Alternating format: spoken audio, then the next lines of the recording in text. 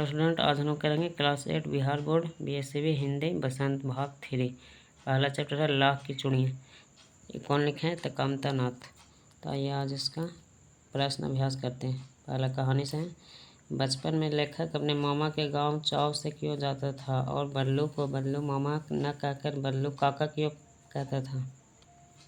वह चाव से इसलिए जाता था क्योंकि बल्लू काका उसे लाख की रंग बिरंगी सुंदर गुड़ियाँ बनाकर देते थे। गांव के सारे बच्चे बल्लू को बल्लू काका कहकर पुकारते थे, इसलिए लेखक भी बल्लू काका ही बोलता था।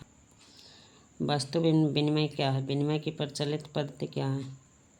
उत्तर में, जब किसी एक वस्तु के बदले दूसरी वस्तु का लेन देन होता है तो उसे वस्तु विनिमय कहते हैं। इस समय इस पद्धति का स्थान रुपये पैसे ने ले लिया है। मशीन युग ने कितने हाथ काट दिए हैं? इस पंक्ति के लेखक ने किस व्यथा की ओर संकेत किया है?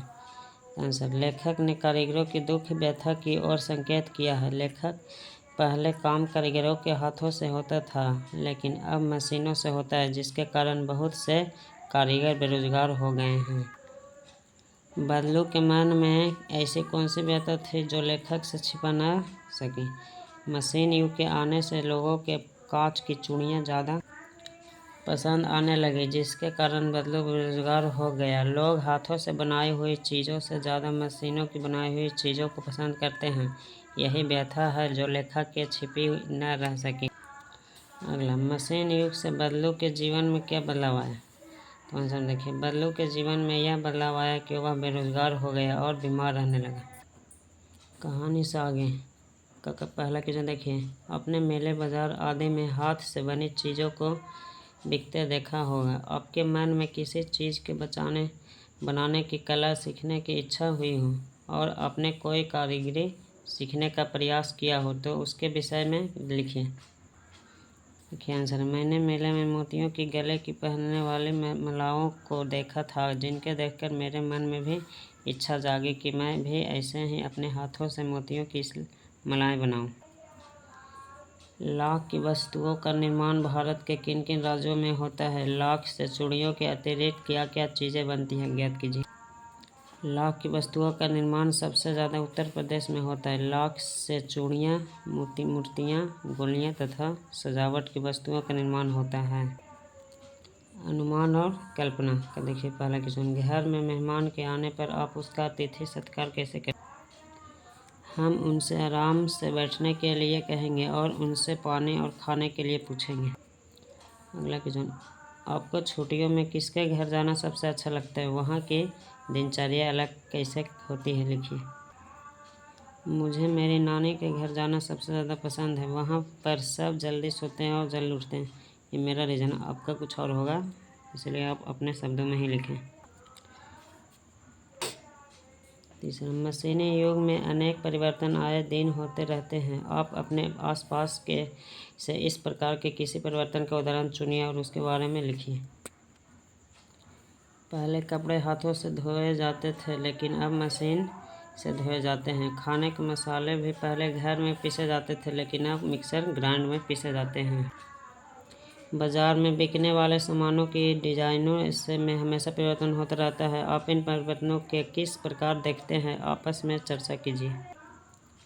मैं इन परिवर्तनों को एक अच्छे प्रकार में देखती हूँ। परिवर्तनों के कारण ही सबके पास अलग अलग तरह के सामान खरीदने की चॉइस होती है। हमारे खान पान, रहन सहन और कपड़ों में भी बदलाव आ रहा है। इस बदलाव का पक्ष विपक्ष बातचीत में कीजिए और बातचीत के आधार पर लेख तैयार कीजिए।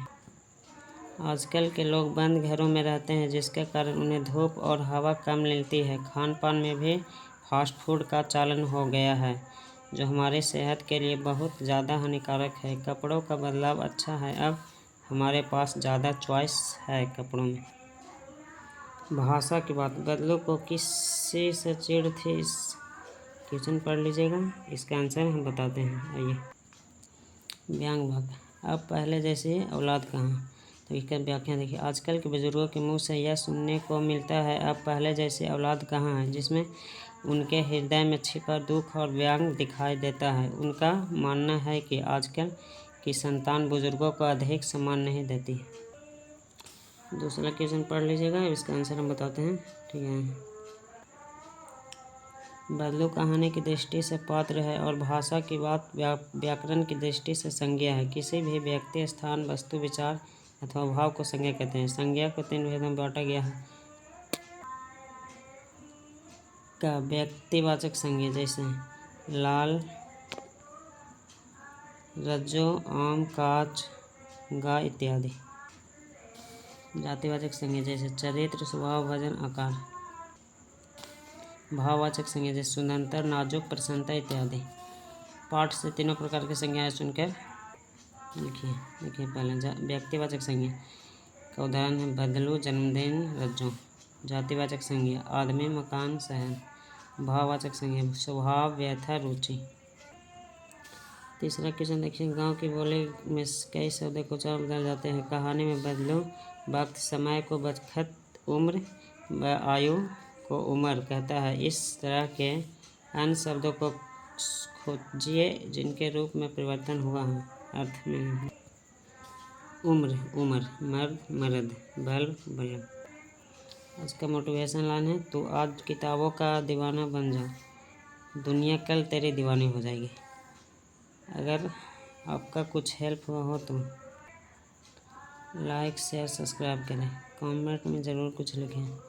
थैंक यू, लास्ट तक देखने के लिए धन्यवाद।